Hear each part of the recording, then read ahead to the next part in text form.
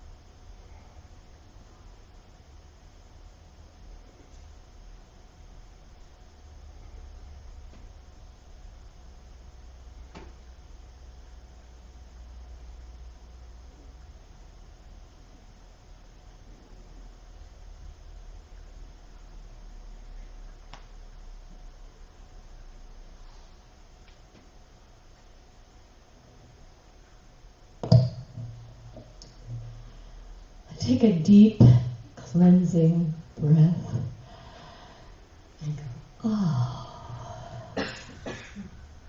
We can all relax.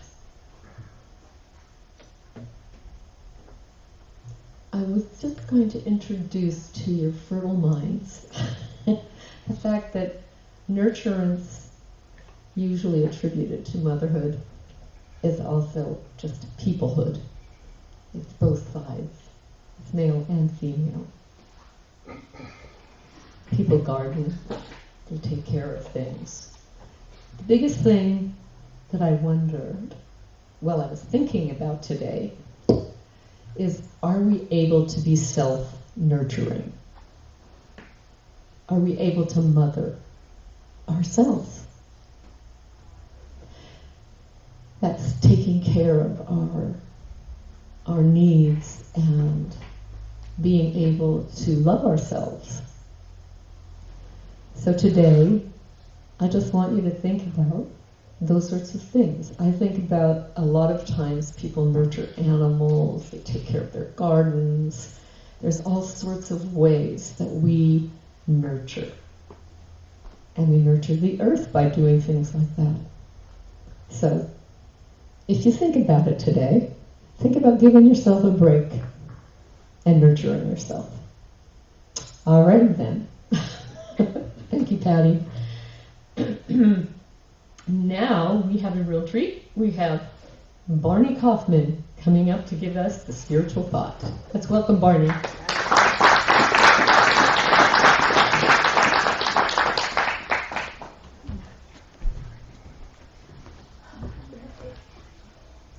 Thank you.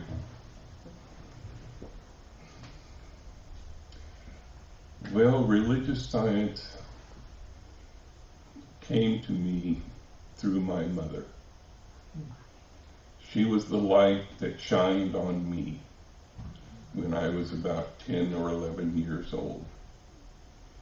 We didn't have a normal church we went to. My mom was raised down in Dallas, Texas. I think she told me once her grandmother was a Southern Baptist. So she had an introduction to the Bible. She used to go about the house singing the old song, Jesus loves me, yes I know, for the Bible tells me so. That came to me a few days ago when I was trying to think of what I would talk to you about. And that was well over 50 years ago. She didn't really like any of the set religions. They didn't fit her style.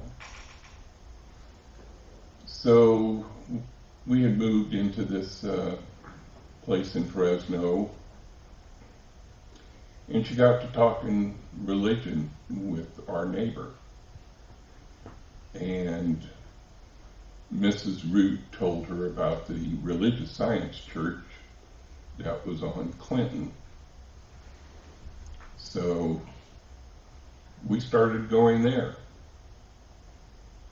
A few years later, I remember my mom told me, I didn't know there was a religion that taught what I thought. She believed in the positive attitude of life. So I feel she shined her light on me. The light of love, the light of bringing me to an awareness of this religious belief.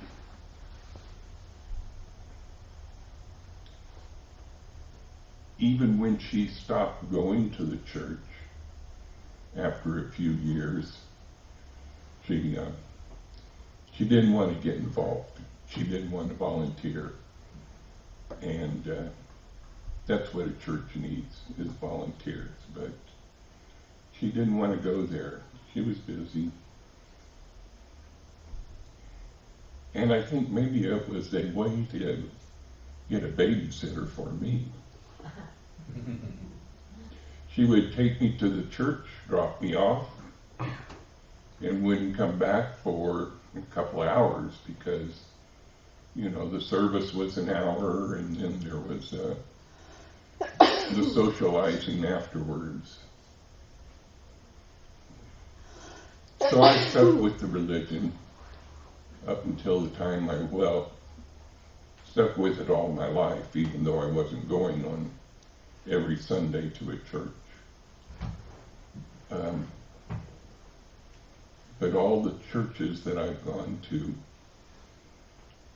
that are religious science, they all have older people who have been to other churches that just didn't tickle their fancy. So they wind up finding religious science. And I'm very thankful to my mother that she put me in her light and led me to this wonderful religion of positive mental attitude.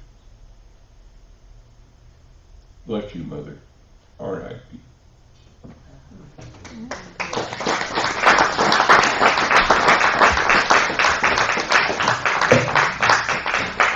Well, I hope everybody's fancy is tickled.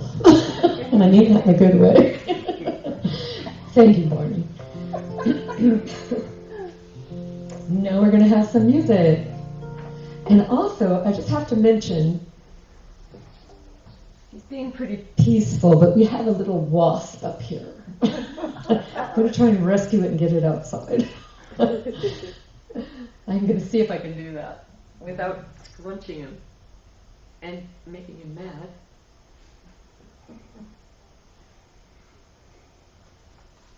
Okay. And very gently, I'm going outside. You're not supposed to be in here. That's what makes this group different. We don't squash them. I'm just leaving the Kleenex out there too. Okay, thank you for humoring me. There you go. Okay, I got another Mother's Day song. Earlier in the week, when I was putting together my set list, I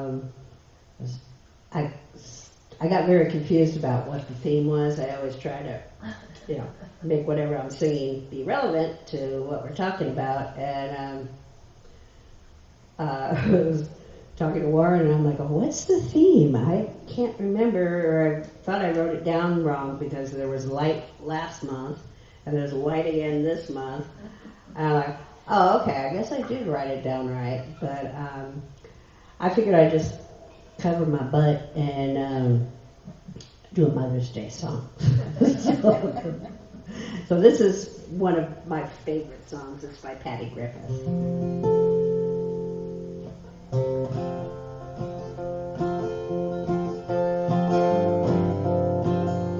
Mary, you're covered in roses, you're covered in ashes, you're covered in rain, you're covered in babies, you're covered in slashes, you're covered in wilderness, you're covered in stains.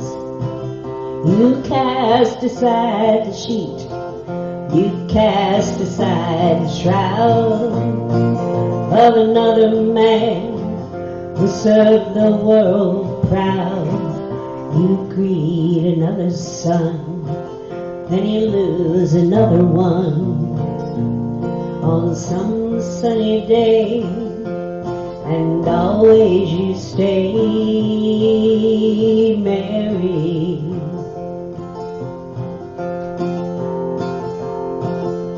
Jesus said, Mother, I couldn't stay another day longer. He flies right by and leaves a kiss upon her face. And while the angels are singing his praises in a blaze of glory. Mary stays behind and starts cleaning up the place. Oh, Mary, she moves behind me. She leaves her fingerprints everywhere. Every time the snow drips, every way the sand shifts, even when the night lifts, she's always there. Jesus said, Mother, I couldn't stay another day longer. He flies right fast, a kiss upon her face, while the angels are singing his praises in a blaze of glory. Oh, Mary stays behind and starts cleaning up the place. Oh, Mary, you're covered in roses, you're covered in ruin,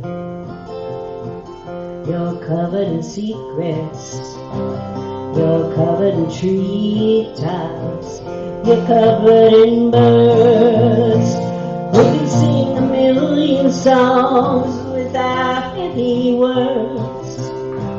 You cast aside the sheet, you cast aside the shroud of another man who served the world proud.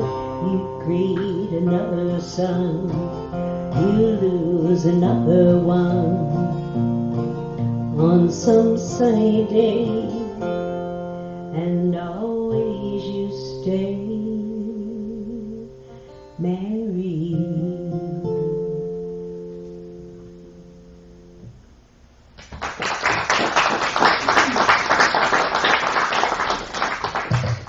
Thank you, Patti. You're reminding me, my grandmother's name is Mary. No. And then I was thinking, another Mary is they used to always say the merry month of May. It's the merry month of May. And they have the maypole, there's the flowers are blooming, there's a lot of things to be grateful for, and you know, so many beautiful sights to see too. So anyway, thank you. And now, let's see. Okay. We have a special speaker today, Dr. Reverend Judy DeRosa. Where are you, Judy? Come on up.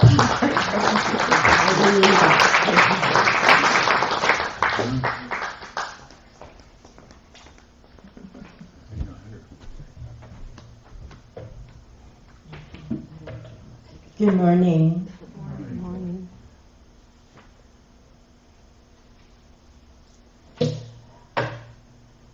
After Patti's song, I wanted to change my talk because I was going to do the star woman who falls from the universe to create and become part of Turtle Island.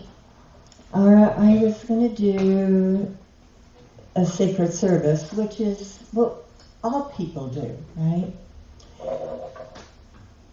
We should talk before we...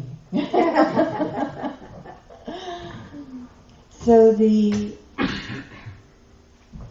premise I'm going to be talking about is sacred service, because I think we're all in the light, that we are all of service to each other.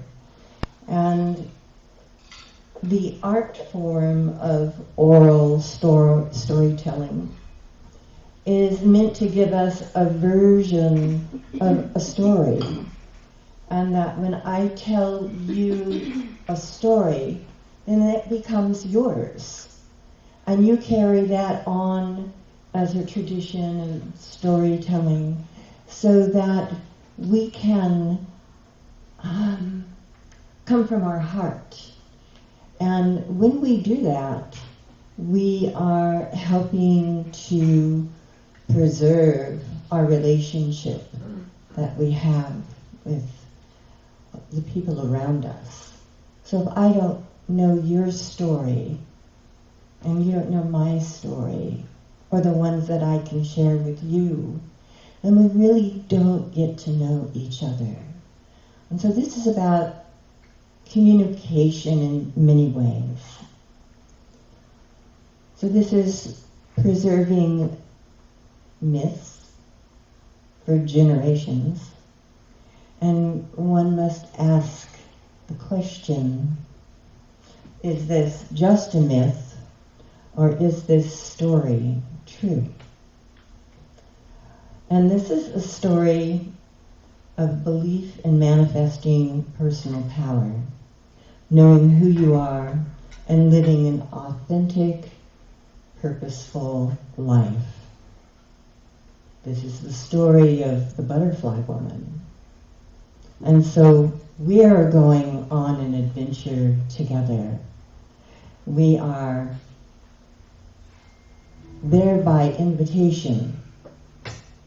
And it's always an honor to be invited to a ceremony that is treasured by the people.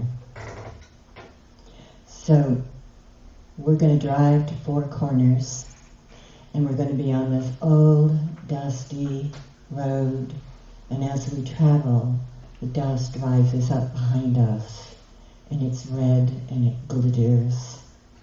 And we don't have any signposts. It's all by that intuitive awareness of you turn left at the Arroyo, you turn right at the Cairn, you keep going for 2 or 3 miles, and then you're almost there. The communities live in this way of gathering together, and as we turn on that red, sandy, rocky road, it's definitely unmarked. No street signs, no numbers. We see a gathering. We see vehicles and horses and people, and that there's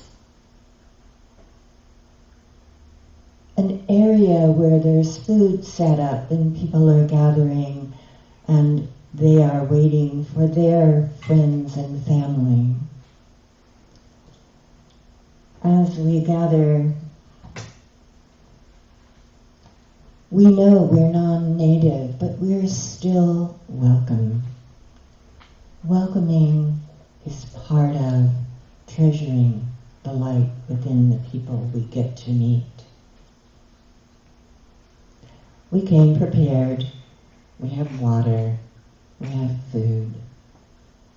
We've gotten our directions. And we bring along respect for the land. This is a sacred ceremony, and it is a celebration with dancing and singing and sharing the traditions. This is a generational custom that reaches back into time, and it reaches back into our psyche of remembering that we're connected to all things. The visitors, that's us, come with all manner of expectations. We have come to see something that not everyone will be able to see in a lifetime.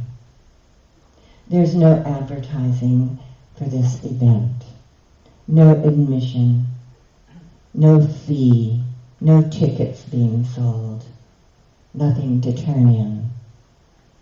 This is for the people, for the synchrodestiny of the universe as it brings all of us together with perfect synchronicity. We are welcomed with nods and smiles as we set up our chairs and respectfully witness these sacred festivities. This is a place where the people do not try to be what they are not. The deer dancers represent a profound struggle between light and darkness, and how to restore and maintain balance with nature. The dancers will be dressed in their handmade regalia, representing the dear people who come to help the humans stay alive on this planet. These dancers express respect for all beings living on Mother Earth. And it's hot outside, it's dusty, and they're wearing their regalia that's heavy. And they come out and they dance. And we watch and we take in the tradition that everything that they wear is handmade. Every part of their being is done in respect. The next dance is the Corn Maiden. She is the grandmother of the sun and light. We are reminded to give thanks for the new corn, for soft rain, for the heat of the sun, and an abundant harvest, which is enough to feed everyone. This is their Thanksgiving, and it is a sacred action of knowing we are all related. We will be dusted with corn pollen, and it is given as protection. Understanding and forgiveness is part of this tradition. The Corn Maiden represents new growth. As the corn grows, the silk tassels on the tops of the corn, it tells us it's almost ready to be picked and to nourish the people. The Corn Maidens dance. We celebrate the new beginnings. And the afternoon has been hot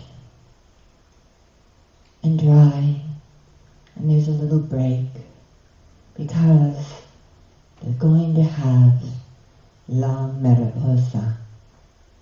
It's the last ceremony. It's the last one of the day.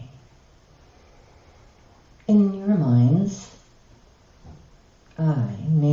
you think and imagine the dancer.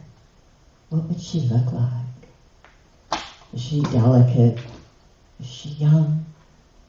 Is she a grown woman? Does she lie on her feet?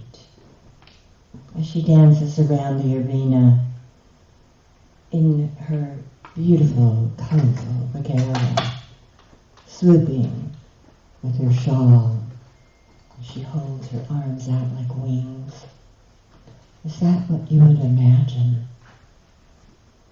The imagination is the greatest force upon the earth. Our imagination is controlled brilliance. It's a constant, focused decision, making and perpetuating and shifting ideas because it changes constantly. We are filled with ideas, and it is our creativity.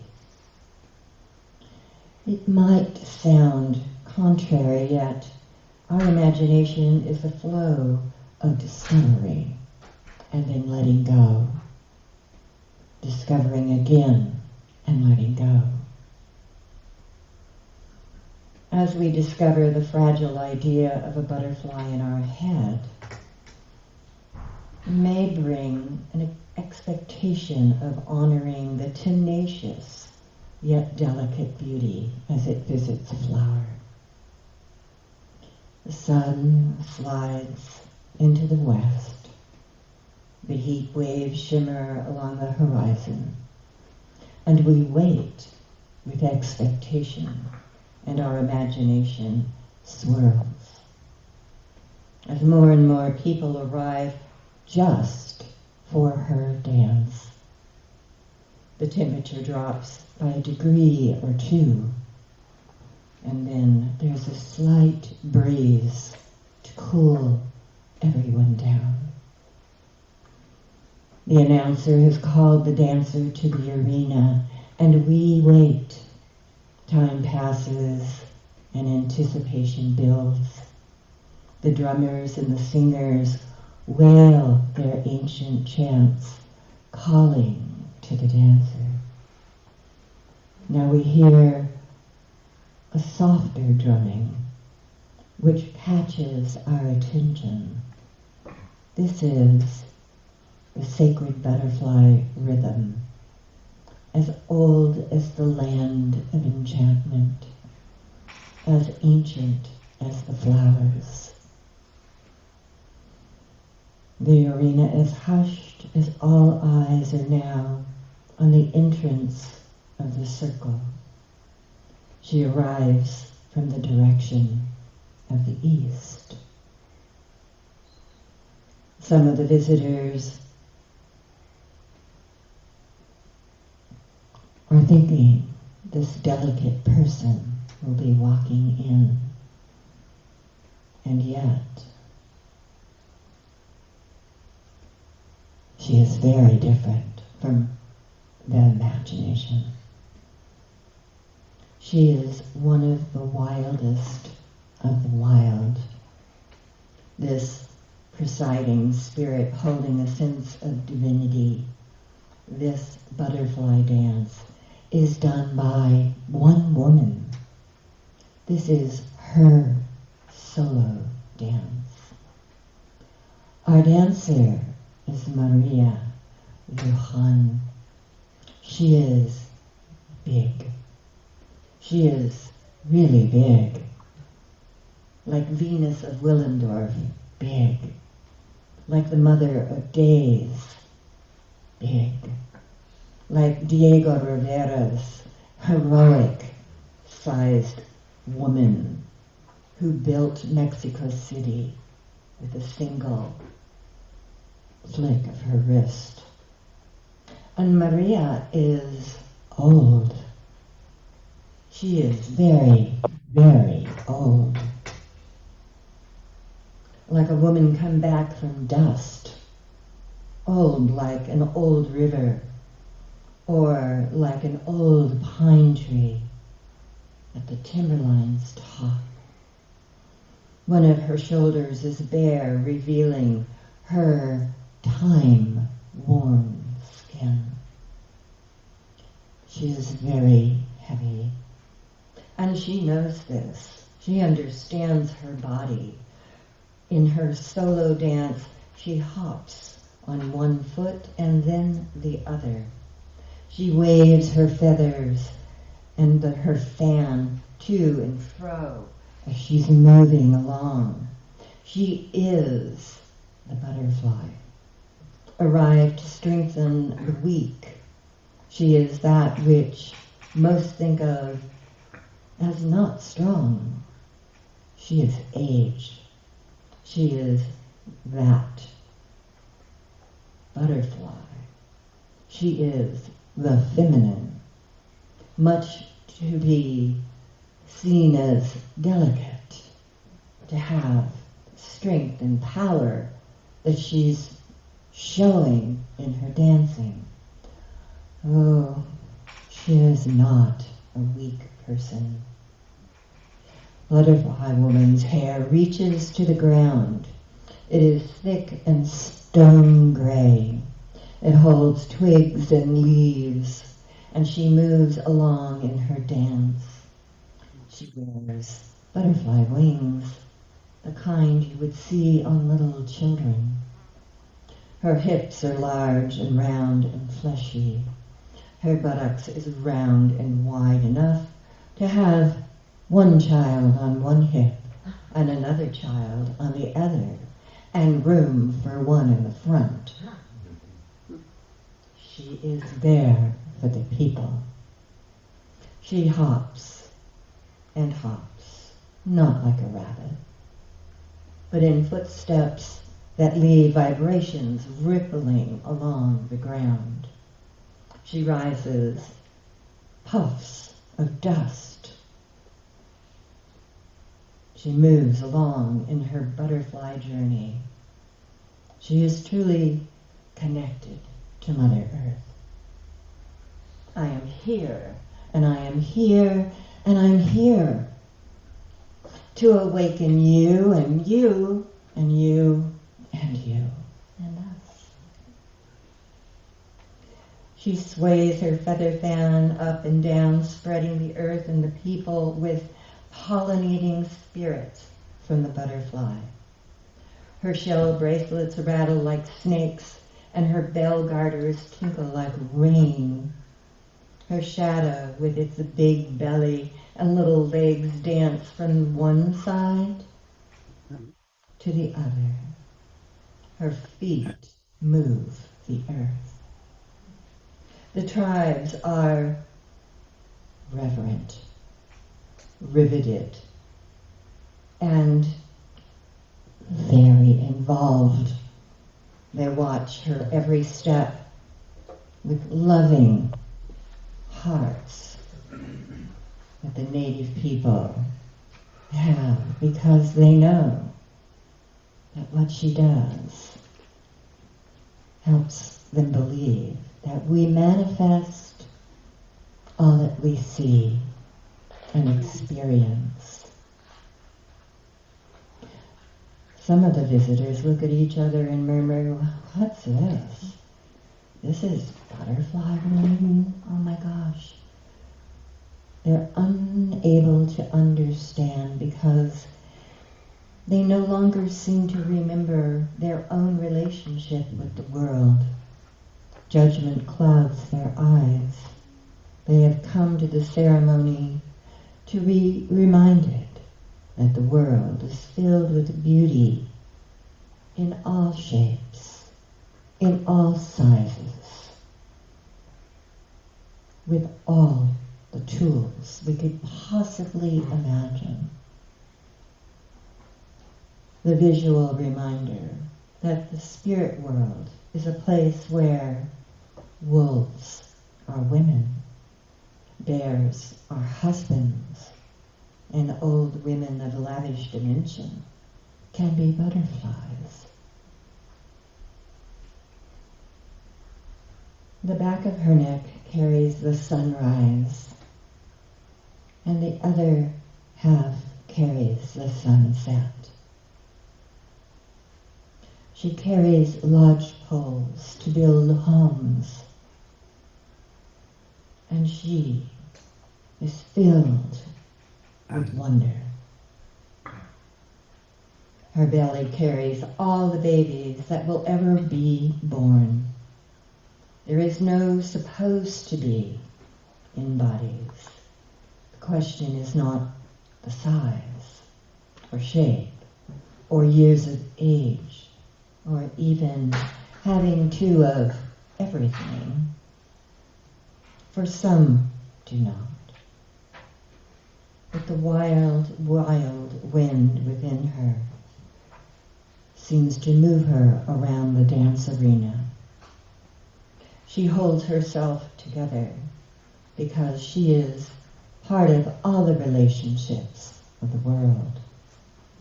The macro, the micro, the four-leggeds, the flyers, the crawlers, the swimmers, and the two-leggeds, which are us.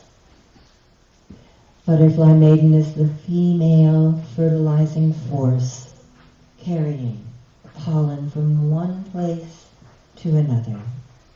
She cross-fertilizes just as the soul fertilizes the mind with night dreams, just as the archetypes fertilize the mundane world. Butterfly Woman mends the erroneous idea that transformation is only for the tortured. The sacred self need not carry mountains to transform a little. A little goes a long way. A little changes much. The fertilizing force replaces the moving of mountains. She pollinates the souls of the earth. She says it's easier than you think. She's shaking her feather fan, and she is dancing and hopping, and she is spilling spiritual pollen all over the people.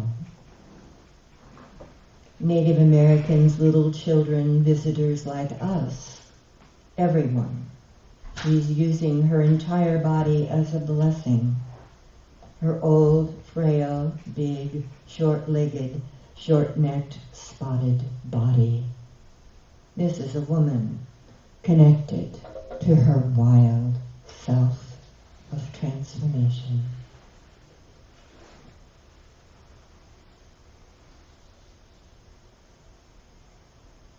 Her body is like the body of the earth.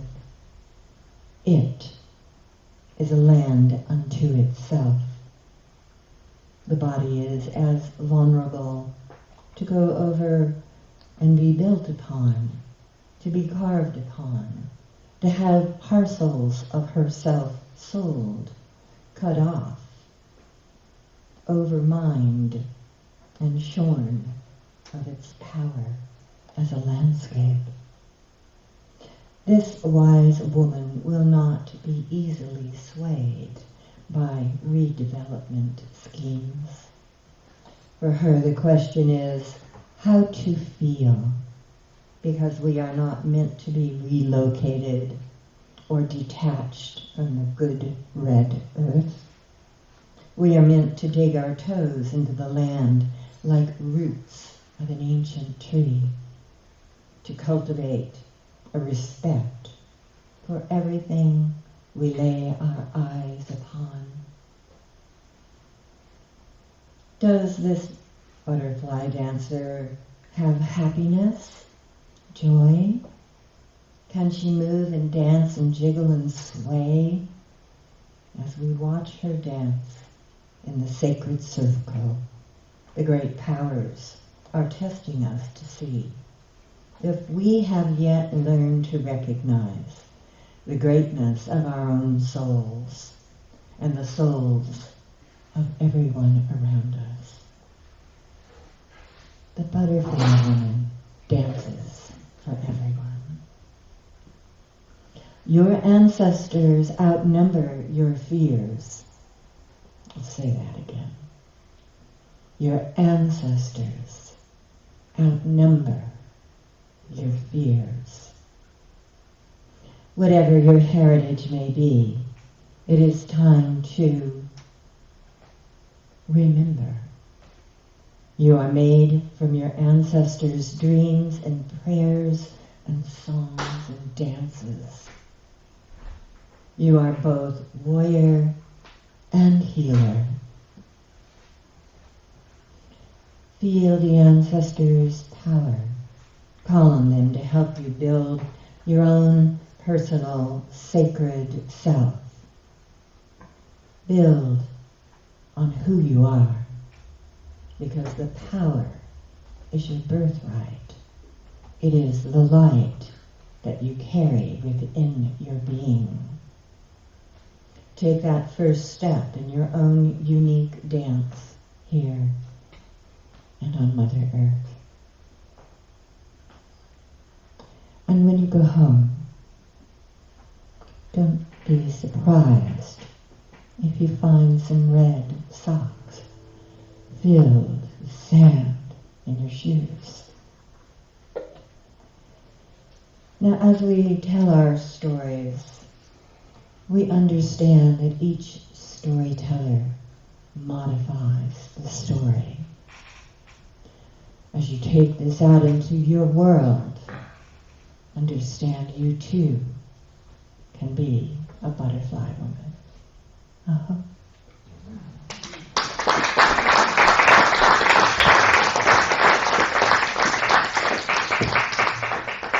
I was so relaxed back there. I was by the water's edge. I was in a big tent. The fire going. People were having a good time, and it was very peaceful. That's what your voice can do, Judy. It's actually a beautiful. It just took me away. Anyway, I like listening to those kinds of stories. I like to hear people's stories. And now, let's see, where are we? Okay, we have a bit of a paper thing happening here. Multiplication of paper. Kind of move that a little bit. Okay. Now I want to ask for 2 people who would be willing to come up and help do the offertory.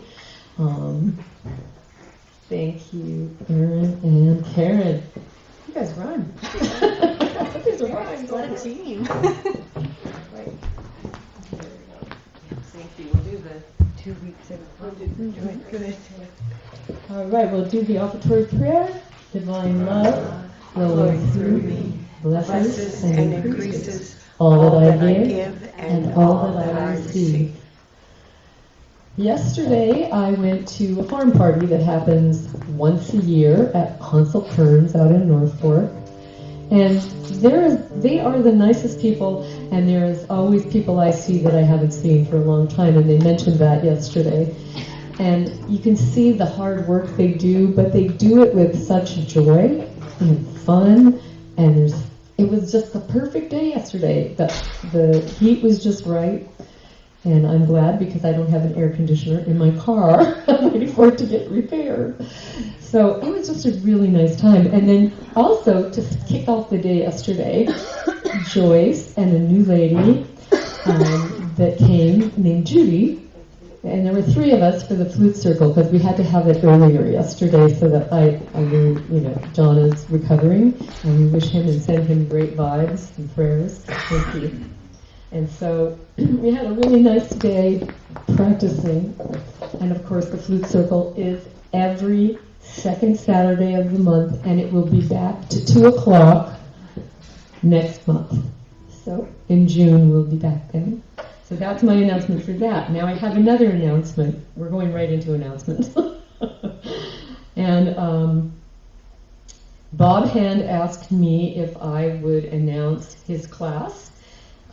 Which is a seminar, really a seminar, and it will be next Saturday at 9:30 here at the PLC, and you can, I think, contact him through, if you get the iFocus, his email should be there. You can either email or phone him and leave a message that you want to attend.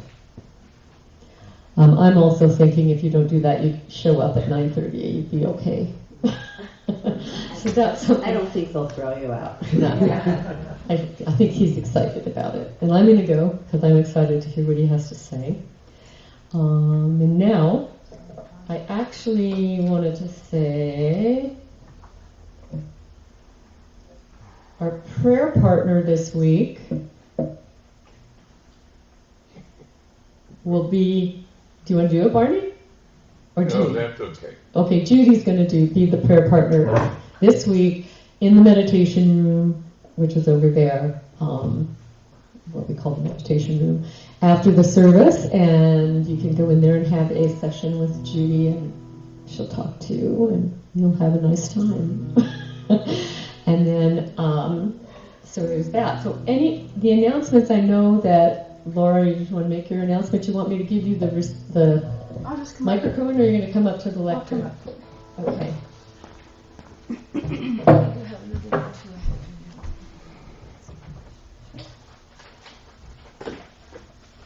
Hi, my name is Laura. I am on the board of the Positive Living Center, and I have a statement that I'm going to make on behalf of the board because John couldn't make it today because of his knee surgery. So I'm going to read a little statement that we have to tell you. LJ and Joe have made a personal decision to resign and move on from the Positive Living Center effective immediately. We have an authentic, capable, and loving team of ministers, practitioners, and the entire PLC board it's really a community within a community who are in the process of stepping up with ideas, filling gaps left with their sudden departure, volunteering and expressing clarity in next steps to continue to be the light in the sacred service of the Positive Living Center. Those people on Zoom, please look out for a new Zoom link by the end of the month on iFocus. Men's group will be on hiatus. There'll be no men's group in May, but we are working on a solution for that. And I just want to say we're in really good hands, and we're going to get through this, and so it is.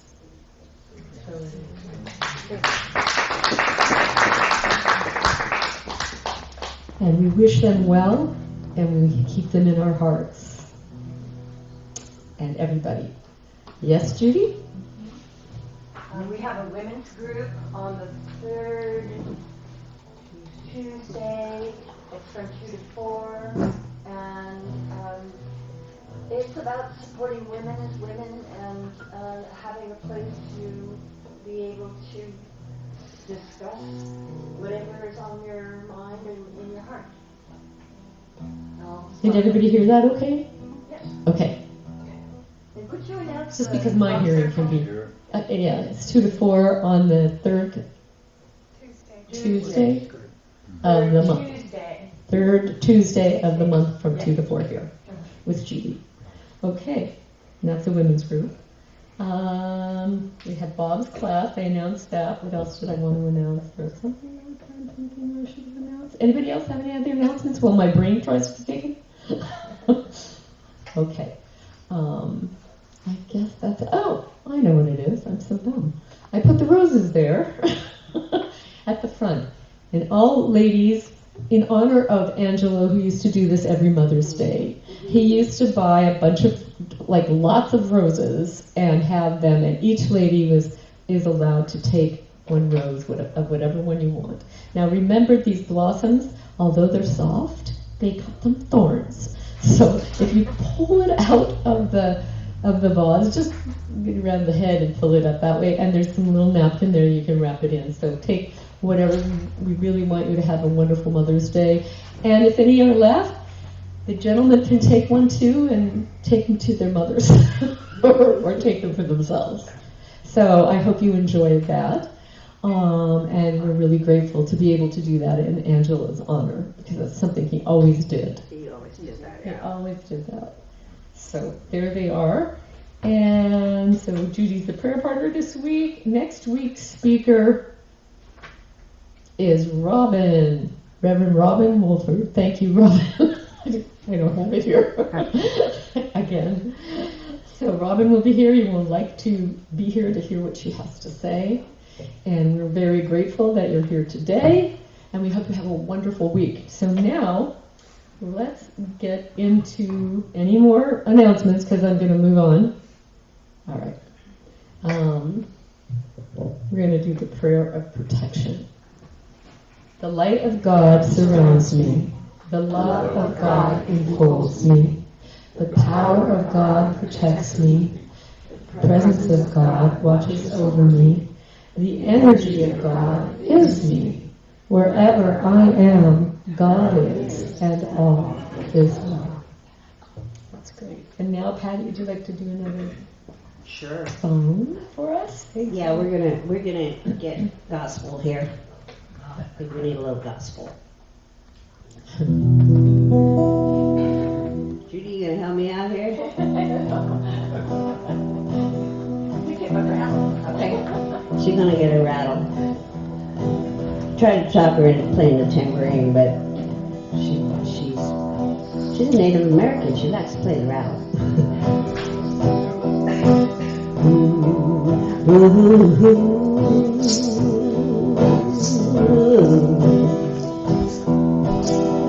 Grandma's hands clap in church on Sunday morning. Grandma's hands play the tambourine so well. Grandma's hands used to issue out a warning. She'd say, Patti, don't you run so fast. Might fall on a piece of glass. Might be snakes there in the grass. Grandma's hands. Grandma's hands. To the local unwed mother. Grandma's hands used to ache sometimes as well. Grandma's hands used to lift her face and tell her, baby, Grandma understands that you really love that man. Put yourself in Jesus' hands. Grandma's hands. You're supposed to be clapping. Grandma's hands used to hand me a piece of candy. Grandma's hands pick me up each time I fell. Yeah, Grandma's hands. Boy, they really came in handy. Now don't you with that girl what you wanna thank her for? She didn't drop no apple core, but I don't have Grandma anymore. Grandma's hands. Have a great week.